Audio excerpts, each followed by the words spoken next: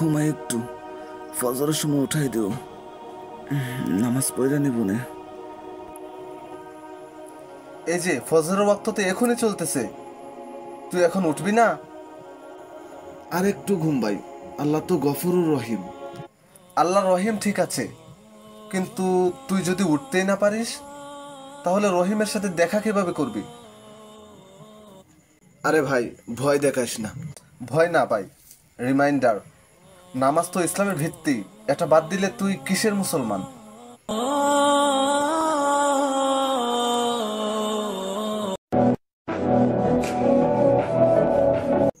ও ভাই, বিরাট ঘুম ধরতেছে। ঘুম ঠিক আছে, কিন্তু ভাই ভাবছো এই ঘুমটা যদি শেষ হয়? আরে ধুর, ঘুম শেষ হলে আবার সকালে উঠবাম। না ভাই, যদি আর উঠতেই না পারো, ঘুমে ঢুকলা কিন্তু চোখ আর খুললা না। আরে ভাই, আম্মা উঠাই দিব, ঘন্টা বাজায় দিব, বুঝছস? না ভাই, কবরের ঘন্টা কেউ বাজাবে না, জানা যায় তুই থাকবি না, থাকবি লাশের ভেতরে। ঘুমানোর আগে একটু তওবা কর, 2 রাকাত নামাজ পড়ে নিস। এই ঘুমটাই যদি শেষ হয়, আর এই ঘুমটাই যদি তোর জীবনের শেষ ঘুম হয়।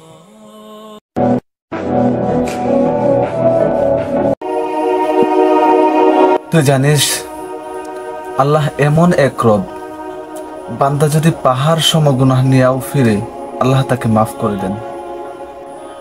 শুন ভাই, আমি এত গুনাহ করছি, আল্লাহর কাছে মুখ দেখানো লজ্জা হয়। তুই ভুল করছিস, লজ্জা করে পালাস না, ফিরে আয়। কেননা আল্লাহ বলেন, হে আমার বান্দা, তুই যতবার ফিরবি আমি ততবার মাফ করব। তাইলে আমি কেমনে শুরু করবো? অজু কর, 2 রাকাত নফল নামাজ পড়, কাঁদ আর বল, হে আমার আল্লাহ, আমি আবার চাই তোমার কাছে ফিরতে। আমি তওবা করছি, আল্লাহ তুমি আমার তওবা কবুল করো। আল্লাহ, আমি ফিরে আসতেছি, আল্লাহ তুমি আমায় ক্ষমা করে দাও, আমি তওবা করতেছি, আল্লাহ তুমি আমায় মাফ করে দাও।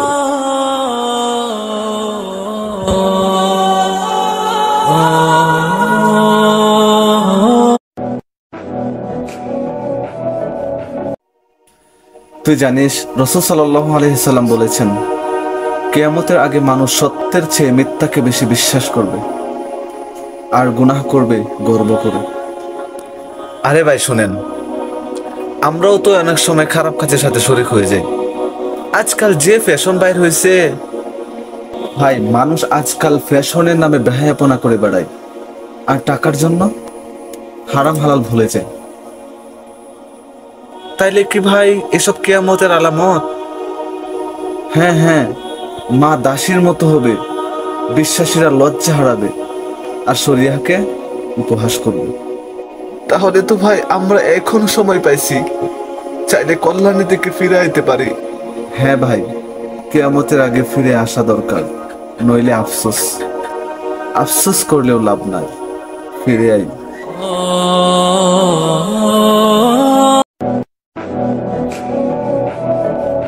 তুই অনেকদিন পর দেখা দিলি মাহমুদ, কেমন আছিস? ভালো, মানে বাহির থেকে ঠিক হয়ে আছি, কিন্তু ভেতরে জানি না ভাই, অস্থির লাগে সব সময়। তুই কি আল্লাহকে ভুলে গেছিস? হয়তোবা, কিন্তু রাতের নিস্তব্ধতা আর ভেতরের ভয় আমাকে মনে করিয়ে দেয় আমি অনেক দূর চলে গেছি। আল্লাহ কিন্তু তোকে ভুলেনি ভাই, আমরা যতই দূরে যাই না কেন, উনি তো বলেন, তোমরা ফিরে এসো, আমি তো ক্ষমাকারী। তুই জানিস মাহমুদ, আমার শেষ সেজদাটা কবে ছিল? 2 বছর আগে, তারপর আর মাথা মাটি স্পর্শ করিনি। তাহলে আজ কর ভাই, একবার ফিরে এসে দেখ তোর ভেঙে পড়া মনটাকে কিভাবে গড়ে তোলেন রব। তুই থাকবি তো পাশে সব সময় ইনশাল্লাহ। শুধু আল্লাহর পথে ফিরে আসার সাহসটা তুই কর।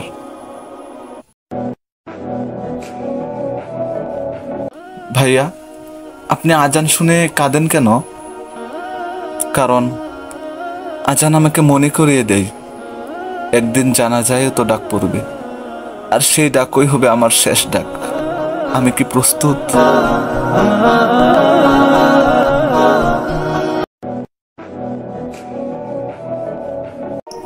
মাহমুদ, একটা কথা জিজ্ঞেস করব? কর ভাই। রাত যতই হোক তোর কথা শোনার সময় আমার সব সময় আছে। তুই এখনো রাত 3টায় তাহাজ্জুদ পড়িস? হ্যাঁ, চেষ্টা করি। এ সময়ে আল্লাহকে ডাকা অন্যরকম একটা শান্তি দেয়।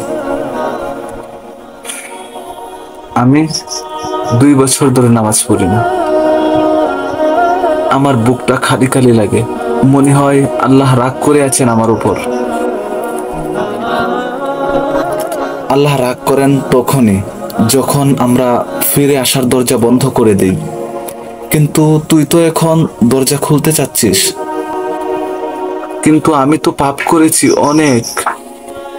আল্লাহর দয়া তোর গুনাহের চেয়ে বড়। ইন্নাল্লাহা ইউহিব্বুত তাওয়াবিন। যারা ফিরে আসে আল্লাহ তাদের ভালোবাসেন।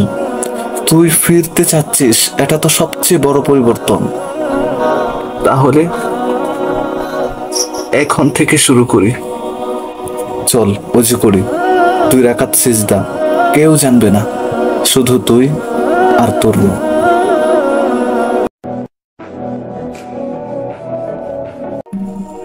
মাহমুদ, মাঝে মাঝে মনে হয় কবরে কি আল্লাহ আমাকে মাফ করবেন? তুই যদি সত্যি মন থেকে তওবা করিস, কবরে তোর জন্য জান্নাতের জানালা খুলে যাবে ইনশাআল্লাহ। আমি তো অনেক খারাপ ছিলাম।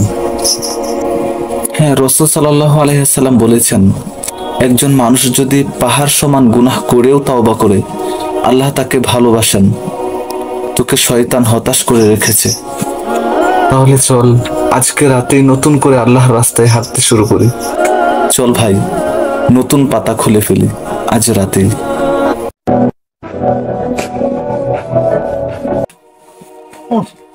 মাহমুদ ভাই, আজকাল নামাজ পড়ার সময়ই পাই না। দেখতেই পাইতেছেন কি ঝামেলার মাঝে আছি। ভাই, যেদিন কবরে যাবি সেদিনও কি কাজে ছাপ থাকবে? নামাজ মানে আল্লাহর দিদার। প্রতিদিন যদি 5 বার দেখা না করিস, চিন্তা কর আল্লাহ তোকে চিনবেন কিভাবে। তাহলে ভাই আজকেই ফিরবো, আর দেরি না।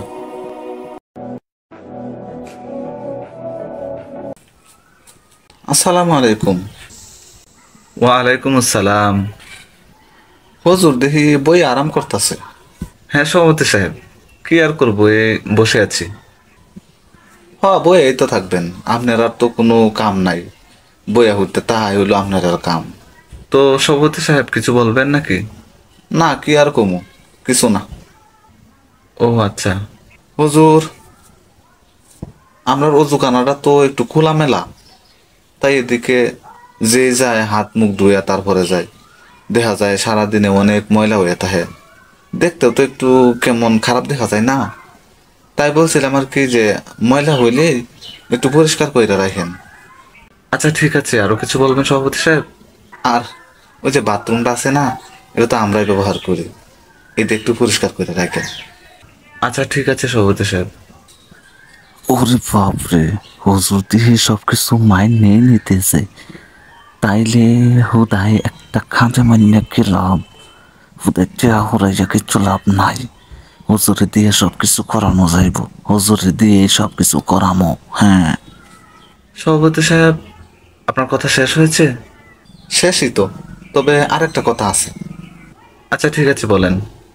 ওই যে মসজিদটা আছে না, মসজিদটা হুজুর দৈনিক 3 বার ঝাড়ু দিয়েন, যাতে কোনো আনো ময়লা না থাকে। আচ্ছা ঠিক আছে।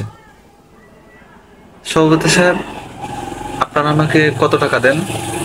কেন হুজুর? 5,000? তাহলে সভাপতি সাহেব এখন থেকে আমাকে 3,000 টাকা দিলেই হবে। কি কোন হুজুর, 3,000 টাকা হয়ে যাইব আপনার? তাইলে তো আরো বেশি ভালো। হ্যাঁ, তবে কথা আছে সভাপতি সাহেব। কি কথা হুজুর কোন? কথাটা হলো, আপনি এতক্ষণ যা যা বললেন, এই অজুখানা পরিষ্কার করা, বাথরুম পরিষ্কার করা, মসজিদ দৈনিক 3 বার ঝাড়ু দেওয়া, এগুলো আজ থেকে আপনি করবেন। 5,000 থেকে 2,000 আপনি নিয়ে যাবেন, আর বাকি 3,000 আমার থাকলে চলবে। এসব আপনি কি কইতেছেন হুজুর? ঠিকই তো বলেছি। আপনারা ইমাম সাহেবদেরকে কি ভাবেন? আপনাদের কেনা গোলাম? আপনারা যা আদেশ করবেন তাই করতে হবে? কি মনে করেন আপনাদের নিজেদেরকে? ইমাম সাহেবদেরকে সম্মান দিতে শিখুন।